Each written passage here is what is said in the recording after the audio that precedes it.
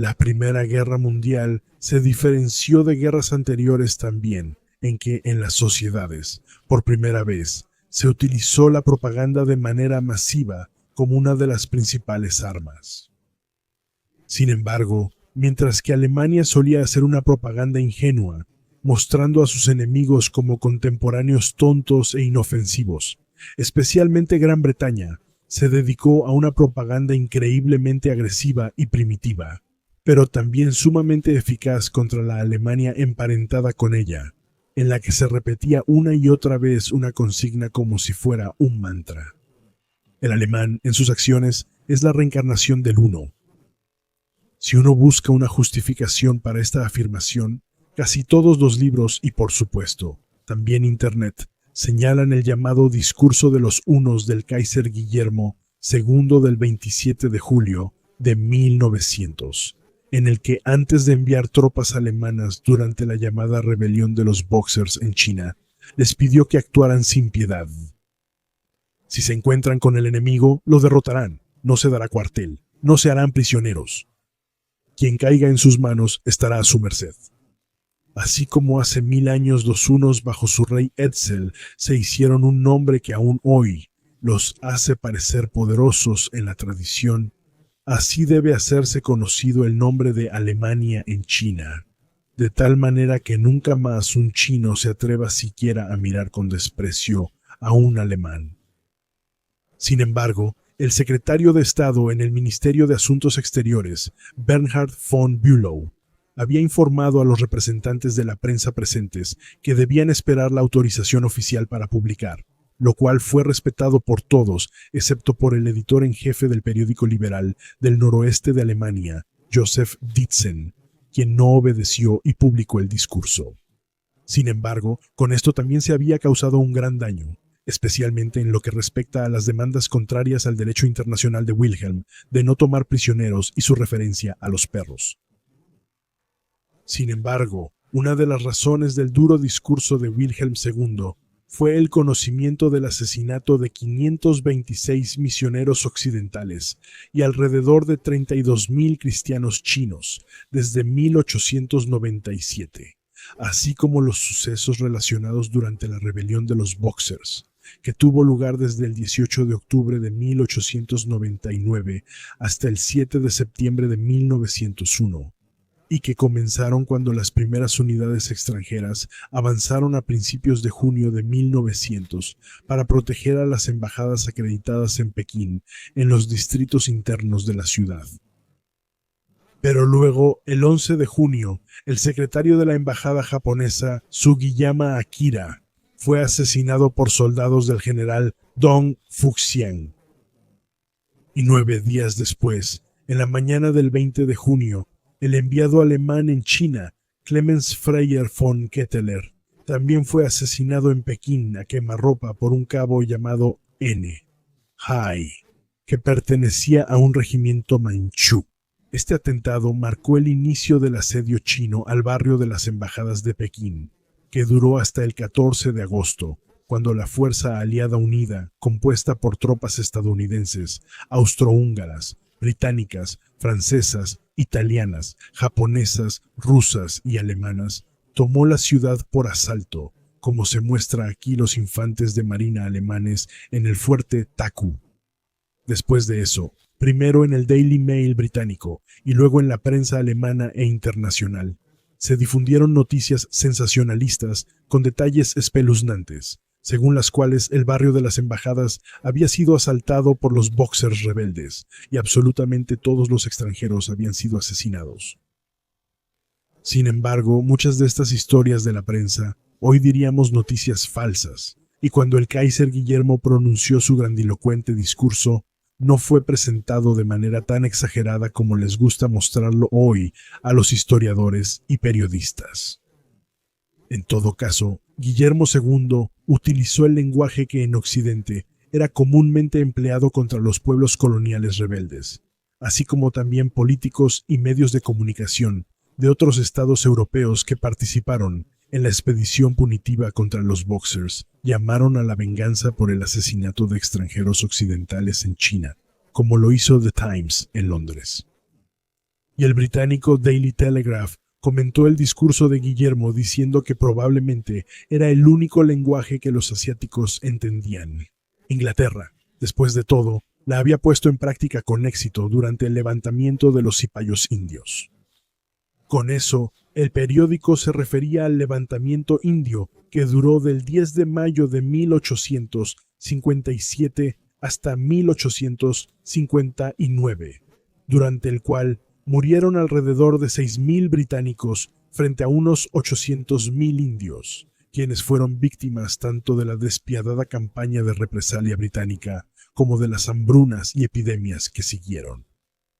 El resultado de la retórica utilizada por Occidente fue también que la intervención militar en China, que también tenía que ver con la expansión de las relaciones de poder, se llevó a cabo con gran dureza por todas las partes, por soldados japoneses, rusos y franceses, incluso contra mujeres y niñas chinas, lo que llevó al corresponsal irlandés George Lynch a decir: «Hay cosas que no puedo escribir y que no se pueden imprimir en Inglaterra, que parecen mostrar que nuestra civilización occidental no es más que una tapadera para la barbarie».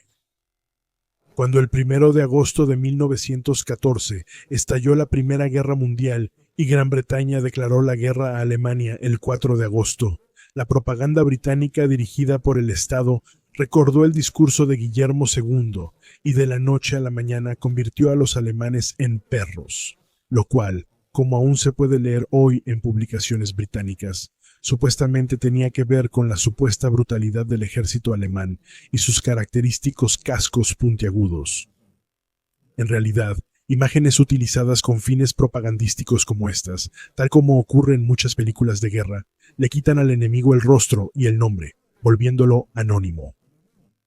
Así, apenas 3 semanas después del estallido de la guerra, The Times publicó un artículo titulado «La marcha de los hunos», en el que el Kaiser alemán fue llamado el Atila moderno y el ejército alemán fue comparado con una imagen de los hunos, con la frase explicativa: «Ese es el carácter de la forma de hacer la guerra de los hunos modernos».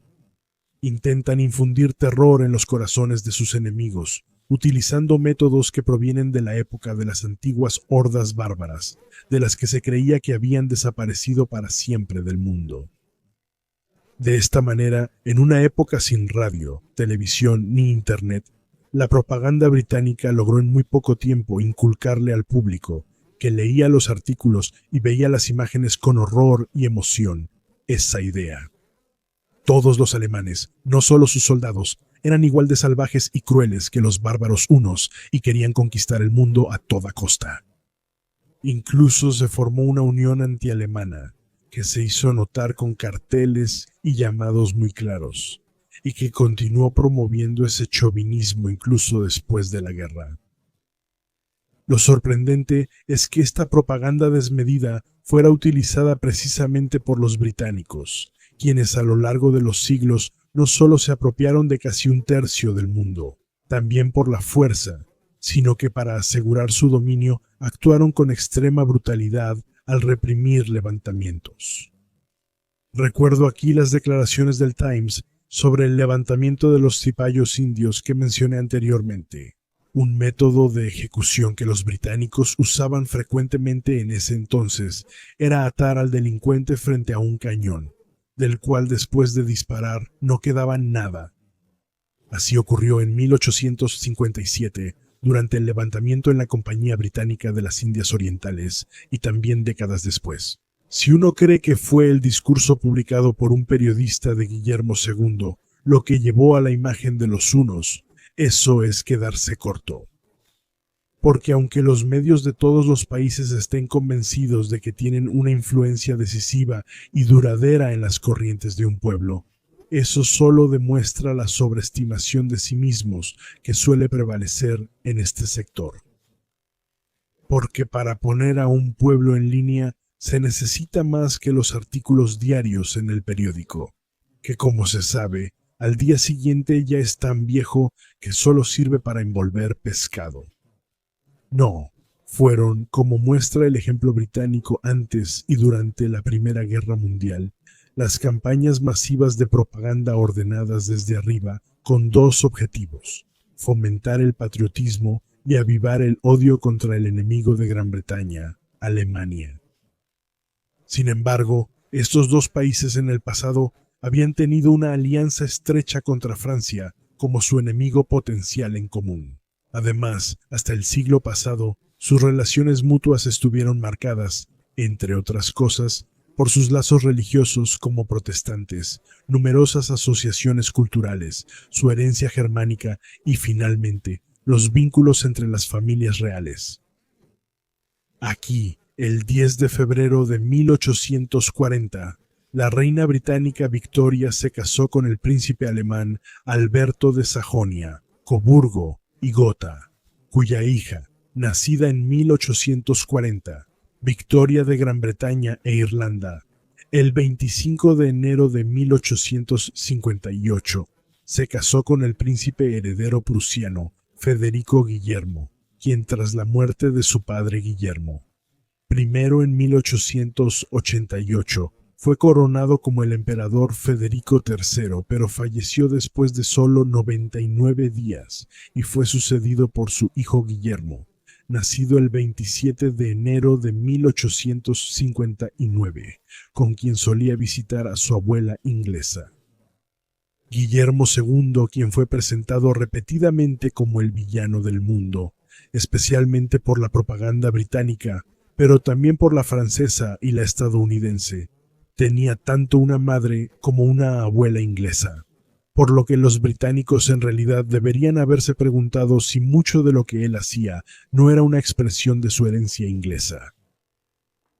Cuando el mundo aún estaba en orden y también existía una tregua entre Gran Bretaña y Alemania, incluso se cultivó un mito pro-alemán del anglosajonismo, tanto por críticos como por eruditos, como el ensayista e historiador escocés Thomas K. Liddell, nacido en 1795 e influyente en la Gran Bretaña victoriana, autor de la historia de Federico II.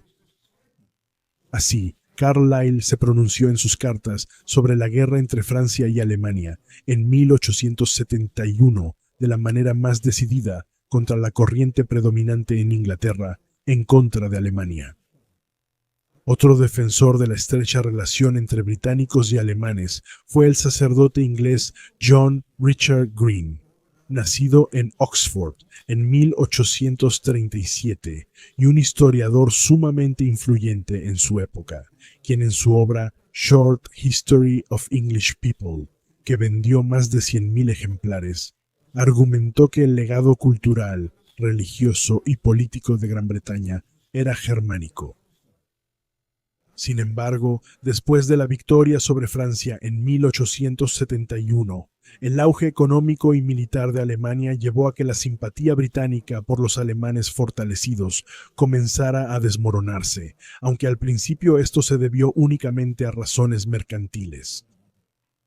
Eso también llevó a la ley promulgada por Londres el 23 de agosto de 1887 para etiquetar los productos importados, que claramente estaba dirigida contra el Made in Germany, pero tuvo exactamente el efecto contrario, ya que los productos alemanes solían ser mejores y más baratos que los británicos. Pero, como bien se sabe, la gota constante puede perforar la piedra. La propaganda oficial y extraoficial al inicio de la Primera Guerra Mundial cambió tanto la actitud de Gran Bretaña hacia Alemania, que los sentimientos antialemanes estaban muy extendidos tanto entre la gente común como entre los intelectuales.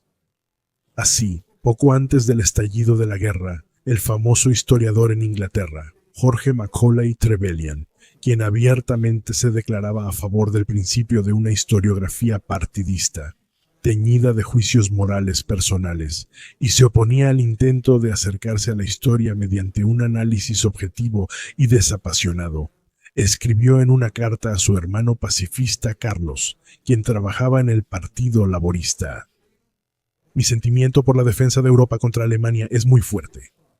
Apoyo la guerra no solo por nuestra propia supervivencia, sino porque pienso que una victoria alemana probablemente sería lo peor para Europa. Aún más clara fue la retórica de un demagogo despreciable llamado Horatio Bottomley, quien después de la guerra fue condenado a 7 años de prisión por fraude con bonos. Aquí se le ve vestido con el uniforme de prisionero. En 1906, Bottomley se hizo cargo de la revista semanal chauvinista John Bull, fundada en 1820 y nombrada en honor a una personificación nacional del Reino Unido de Gran Bretaña, y siempre convertía todo en un escándalo, aunque él mismo, en cuanto a la coherencia en mantener una opinión, era tan escurridizo como una anguila. Así, tras el asesinato del archiduque austriaco Franz Ferdinand y su esposa, la duquesa Sofía de Hohenberg, nacida en Stuttgart el 29, en el que Serbia no era inocente, calificó a ese país, cito, como un semillero de conspiración y engaño a sangre fría, y exigió que fuera borrado del mapa de Europa. Pero apenas el Reino Unido declaró la guerra a las potencias centrales, Alemania, Austria, Hungría e Italia el 4 de agosto, Bottomley cambió de posición rápidamente. Ahora exigía la destrucción de Alemania y emprendió una guerra periodística contra los Germhuns, es decir, ciudadanos británicos con apellidos de origen alemán, y el supuesto peligro que este grupo representaba para la paz interna del Reino Unido. En contraste con Bottomley estaba el escritor inglés David Herbert Lawrence, conocido por ser un prolífico autor, pintor de cuadros eróticos, y por su novela escrita alrededor de 1927, El amante de Lady Chatterley. Lo elegí para mostrar cómo cambiaron las opiniones de un inglés prominente sobre Alemania. Lawrence, nacido en 1885, tuvo desde 1912 una relación amorosa con la escritora y traductora alemana Frida Wigli, nacida baronesa von Richthofen, quien estaba casada en Inglaterra. Ella era una pariente lejana del piloto de combate alemán Manfred von Richthofen y esposa de su antiguo profesor de francés en el Nottingham University College. En mayo de 1912, Lawrence siguió a la madre de 3 hijos, de 32 años, a Alemania, a la guarnición alemana de Metz, en Alsacia, donde su padre servía como oficial del ejército alemán. Después de que el inglés conociera al ejército alemán allí, ambos viajaron a Italia, hasta que el 13 de julio de 1914, él se casó en Londres con la ya divorciada Frida. Pero 2 semanas después, estalló la guerra entre su país natal y la patria de Frida, lo que hizo que sus sentimientos hacia Alemania vacilaran. Así que, en una carta al secretario privado, Edward Marsh, quien en ese momento era ministro de Marina, Winston Churchill, no expresó su aprobación a una victoria alemana, pero al menos defendió al enemigo de Gran Bretaña con las siguientes palabras: «Me duele el corazón cuando oigo hablar de los alemanes. No deben ganar, lo sé, porque tampoco pueden hacerlo. Pero son una nación joven, apenas en desarrollo, y no saben qué hacer consigo mismos». Sin embargo, cuando un año después escuchó la noticia del hundimiento del barco de pasajeros estadounidense Lusitania, que estaba ilegalmente cargado para Inglaterra, entre otras cosas, con 173 toneladas de municiones y 56 toneladas de explosivos, por un submarino alemán, escribió en una carta a la aristócrata y dama de sociedad inglesa Ottoline Morell, nacida en 1773, que pronto seríamos completamente odiados y volveríamos locos en Inglaterra. Yo también odio tanto a los alemanes que podría matar a cada uno de ellos. Yo mismo estoy loco de rabia. Quisiera matar a 1 millón de alemanes, a 2 millones. Y unas semanas después le escribió al autor Edward Morgan Forster, quien era su amigo: «Probablemente estaremos en la ciudad en 2 semanas. La señora Lawrence está buscando un departamento. A menos que le haya caído una bomba y haya sido asesinada por sus propios compatriotas. Ese es el tipo de destino para el que ella parece estar hecha». De repente, Lawrence compartía sus sentimientos antialemanes con Bottomley, de John Bull, quien ahora imitaba a Churchill con casco de acero y cigarro, aunque Lawrence rechazaba firmemente las expresiones vulgares y populacheras de Bottomley. Él ahora bombardeaba a diario a sus millones de lectores, a veces incluso con apariciones públicas llenas de odio. Exijo una campaña de venganza contra cada alemán en Gran Bretaña, ya sea naturalizado o no. Como ya he dicho en otra ocasión, no se puede naturalizar a un animal antinatural, a un aborto humano, a un monstruo infernal, pero se le puede exterminar, y ahora ha llegado el momento.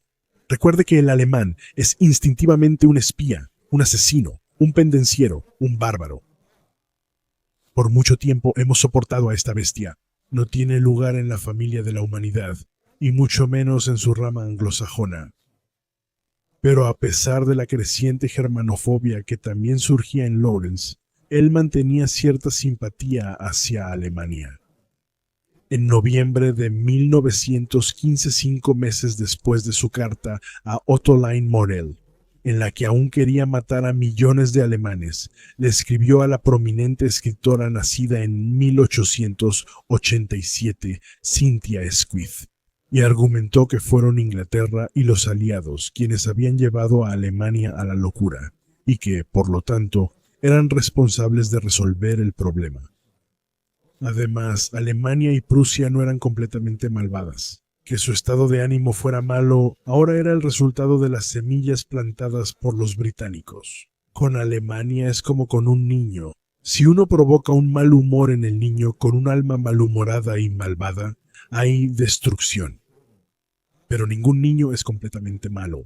Y Alemania es el niño de Europa, y la Europa senil con sus convenciones y reglas arbitrarias de comportamiento, vida y existencia, ha puesto a Alemania en un estado puramente destructivo. También la esposa alemana de Lawrence, Frida, participó en la discusión sobre los perros. 6 semanas después del inicio de la guerra, el 13 de septiembre de 1914, ella también le escribió una carta al ya mencionado secretario privado de Churchill, Marsh, y argumentó que las imágenes difundidas sobre Alemania eran simplemente una representación exagerada del mal, que siempre se repite en tiempos de guerra. Y en relación con el indignado cuento del ogro alemán, le recordó a Marsh que también se decía de Napoleón que comía niños pequeños en el desayuno, así como en Alemania se contaban historias terribles sobre las supuestas crueldades británicas en las 2 guerras contra los Boers sudafricanos. Y con su observación dio en el clavo al decir que en la guerra, en las personas de todos los bandos, sale a relucir toda clase de locura posible, pero que eso es culpa de la guerra, y no de una persona o de una nación. Pero no importaba lo que ella o incluso su esposo escribieran sobre los cuentos de terror acerca de los supuestos crímenes cometidos por soldados alemanes a todas horas. El 12 de mayo de 1915, el gobierno británico publicó una investigación encargada en diciembre de 1914 al Comité sobre supuestas atrocidades alemanas, sobre crímenes de guerra alemanes, que luego se publicó como el llamado Inform Bryce, nombrado así por su principal impulsor, el jurista James Bryce. Los autores de este panfleto eran, al igual que en los juicios de brujas medievales, un grupo de hombres ávidos, historiadores y abogados, que afirmaban historias increíbles, a menudo con contenido religioso o sexista, utilizando 500 supuestas declaraciones juradas como pruebas. Sin embargo, las investigaciones históricas no han encontrado pruebas de la autenticidad de la mayoría de las acusaciones, por lo que hoy en día el informe Bryce se considera en gran medida como propaganda. Y a pesar de eso, este informe, traducido a 30 idiomas y disponible por un penique, tuvo un impacto enorme especialmente en Estados Unidos, ya que el retóricamente brillante Bryce fue embajador en Washington de 1907 a 1913 y con su firma le dio a esta fantasía la autenticidad necesaria. El informe fue parcialmente responsable de la entrada de Estados Unidos en la guerra en 1917 bajo el demócrata Woodrow Wilson contra Alemania. En 1910, los alemanes en Estados Unidos eran el grupo de inmigrantes no angloparlantes más grande. El alemán era el idioma extranjero más estudiado y para muchos se consideraba la lengua de comunicación en la escena literaria y de entretenimiento. En Cleveland, Cincinnati, San Luis o Chicago había escuelas de habla alemana, periódicos en alemán e incluso clubes. A menudo, las iglesias alemanas de ambas confesiones servían como escuelas y enseñaban a sus alumnos germano-estadounidenses en alemán. Pero apenas estalló la guerra en Europa en 1914, muchos estadounidenses, en su mayoría inmigrantes de Gran Bretaña, temieron que la cultura alemana pudiera mezclarse con la sociedad estadounidense. Estos sentimientos se intensificaron aún más después de que Estados Unidos entrara en 1917 en la guerra del lado de la Entente contra las potencias centrales.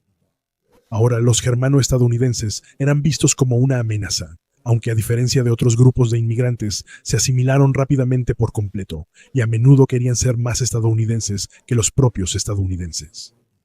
Ahora comenzaron pequeñas y grandes provocaciones contra los germano-estadounidenses por parte de individuos, grupos y políticos, con el objetivo de liberar al país de la cultura y la influencia alemana.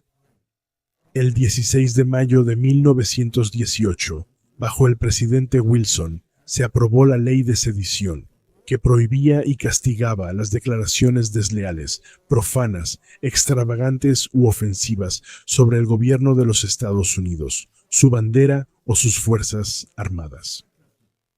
Y ahora también las iglesias germano-estadounidenses, calificadas como agentes del imperialismo alemán, fueron atacadas, con el resultado de que 33 estados de Estados Unidos introdujeron la obligación de usar exclusivamente el inglés en sus escuelas.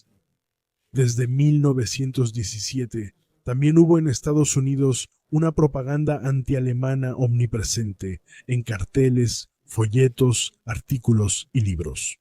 En ese proceso, los propagandistas estadounidenses usaron el lenguaje de sus colegas británicos y a partir de entonces también llamaron a los alemanes hunos.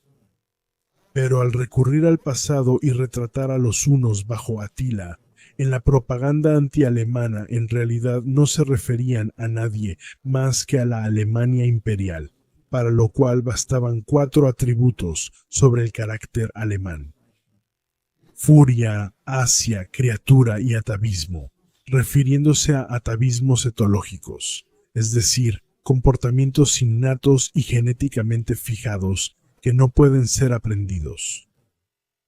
Este sentimiento antialemán, difícil de explicar en Estados Unidos a pesar de tantos inmigrantes de origen alemán, se había convertido durante la guerra en una especie de fobia colectiva contra los germano-estadounidenses, ya que ahora, debido a la propaganda, muchos temían estar rodeados en todo momento y lugar por espías alemanes que informarían todo lo que escucharan a la patria. Por ejemplo, la Cruz Roja de Estados Unidos y otras instituciones estadounidenses prohibieron la entrada a personas con apellidos alemanes por miedo al sabotaje. Bajo tal presión, muchos germano-estadounidenses, ahora estadounidenses al 200%, americanizaron sus nombres y expresaron en reuniones públicas su rechazo hacia la Alemania imperial, y se alistaron en masa al ejército solo para subrayar su estrecha vinculación con Estados Unidos. Pero también hubo ataques directos contra personas de ascendencia alemana. Eran sacados de sus casas por la noche y obligados a besar la bandera estadounidense o a cantar el himno nacional. Y a lo que puede llevar el odio fomentado desde arriba lo demostró en 1918 el linchamiento de Roberto Prager, nacido el 28 de febrero de 1888 en Dresde, y que en 1905 llegó a Collinsville, Illinois, cerca de San Luis. El minero Prager había solicitado la ciudadanía estadounidense y también se había ofrecido para servir en la Marina de los Estados Unidos. Además, el 3 de abril de 1918 quiso afiliarse al sindicato de mineros, pero fue rechazado. Después de que a él, a quien se le atribuían ideas socialistas, saliera de un bar en Collinsville, el 4 de abril una turba de más de 300 personas lo obligó primero a besar la bandera de los Estados Unidos y luego lo hizo caminar descalzo por las calles. Al día siguiente, una turba de varios cientos de personas primero lo desnudó, le permitió escribir una carta a sus padres en Alemania y luego lo ahorcaron. Aunque este linchamiento provocó indignación entre muchos estadounidenses prominentes, los 11 principales responsables de la masacre fueron declarados inocentes en el juicio. Sin embargo, a diferencia de los alemanes linchados en otros países durante la guerra, en Collinsville a Prager se le otorgó una tumba de honor y también se marcó el lugar donde ocurrió el linchamiento como recordatorio y advertencia. Pero estos disturbios no se limitaron en absoluto a Estados Unidos. También en Gran Bretaña, ya en mayo de 1915, hubo ataques violentos contra alemanes y sus negocios. Empresas y pequeños comercios de origen alemán fueron atacados, así como casas particulares. La turba se servía donde podía y robaba todo lo que no estaba bien asegurado. El Ministerio del Interior británico había recopilado numerosos casos de reclamaciones por daños de particulares y empresas de todo el mundo, y confirmó que los daños eran considerables. Y en medio de la guerra, el 19 de junio de 1917, el rey Jorge V y la familia real británica decidieron cambiar su apellido alemán, Sajonia-Coburgo y Gotha, por Windsor. Y el almirante británico, nacido como príncipe Luis Alejandro de Battenberg, príncipe Luis de Battenberg, quien fue primer lord del mar y jefe del Estado Mayor Naval desde 1912 hasta que, debido a su origen alemán, Churchill lo obligó a dimitir en 1914. Se convirtió el 14 de julio de 1917 de Battenberg en Mountbatten. Volvamos una vez más al informe Bryce. Un año después de la publicación de el Departamento de Propaganda reforzó su mensaje con las German Atrocities, las atrocidades alemanas, que fueron prácticamente el epílogo al informe Bryce. Pero ahora el estilo era completamente diferente al del informe Bryce, que aunque había trabajado con medias verdades y mezclas de incidentes inventados y reales, al menos había intentado dar una apariencia de objetividad veraz mediante un estilo deliberadamente oficial. El epílogo, que se vendió más de 1,5 millones de veces, no era otra cosa que propaganda burda, en la que los soldados aliados eran pacíficos salvadores, mientras que los alemanes siempre eran bestias sedientas de sangre.